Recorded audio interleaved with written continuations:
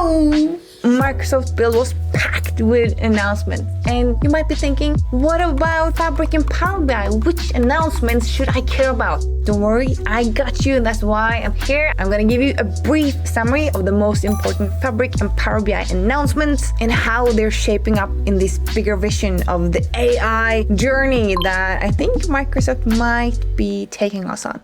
Oh, you know what? Enough of all this talking. We're not gonna head over to my laptop. We're just gonna jump right in. First of all, the big takeaway from Build is the focus on agentic development.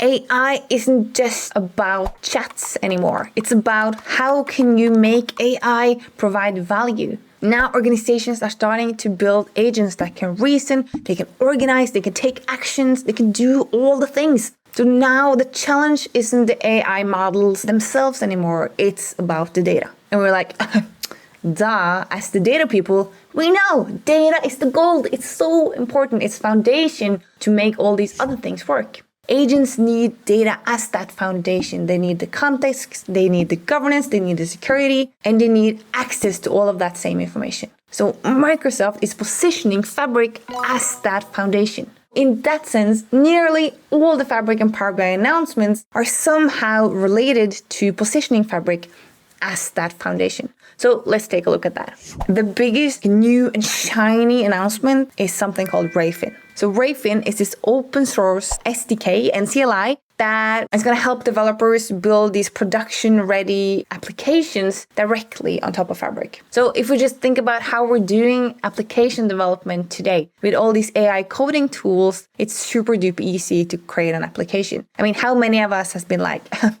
I just created my first application. I vibe coded it. But then what happens when you want to move that application into production? That's where the challenge begins, because then you have to think about access, where you're going to store the data and have databases, integrations, infrastructure, permissions, all of these things that makes it complicated. That's what Rayfin is supposed to do. It's supposed to close that gap for us. So with Rayfin, you can now then define the backend part of your application and deploy that directly into Fabric. Fabric is now turning into also an application platform where you can have these applications live alongside the data that you would need for those applications. How do we feel about that? Another exciting update for us, data people, is that OneLake catalog is now available inside of Microsoft Foundry. Again, I think this is doubling down on making Fabric and OneLake the foundation and the central data place for all the data across your organization. Next up, we have the GPU acceleration coming to Fabric data warehouses. So apparently it's now going to be 7 times faster than before. And this, I think, is important because as AI workloads increase, we need data warehouses that can both support the traditional analytics and also the agent-driven workloads. Quicker reports, more responsive applications, but also lower latency for AI agents that need data.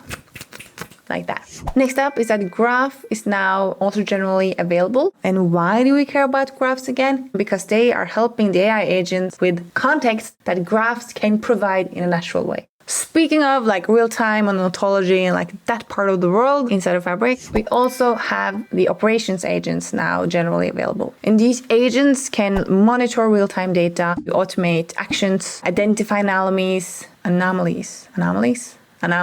I think it's anomalies. They can identify that anyways. And also take action based on rules. Finally, the maybe most exciting announcement is that we now have agentic development for Power BI report creation. So now you can generate reports by using natural language, meaning you're chatting to an agent and it's going to create reports. Or apparently it can also create these reports based on sketches or like screenshots. We can already do this for semantic modeling, but now we can do it with the actual report, the visuals, the layout, the things that takes forever to click and fix. So all in all, now we can just spend less time on creating stuff and more time on analyzing stuff and asking the questions, figuring out the answers and getting the insights and the knowledge. If we're going to summarize Build into one sentence, I think it is that Fabric is evolving from just a data platform to a place that can serve as a foundation for both applications and enterprise AI. So now it's not only about analytics anymore, it's about shared governance and AI-ready data that both developers, applications, and AI agents all can use together. Whew. Okay, so obviously this was not all of the announcements from Build. It was just a couple that I picked out that I wanted to talk to you about. Tell me where in the comments below, which announcements did you think was the most exciting? Also,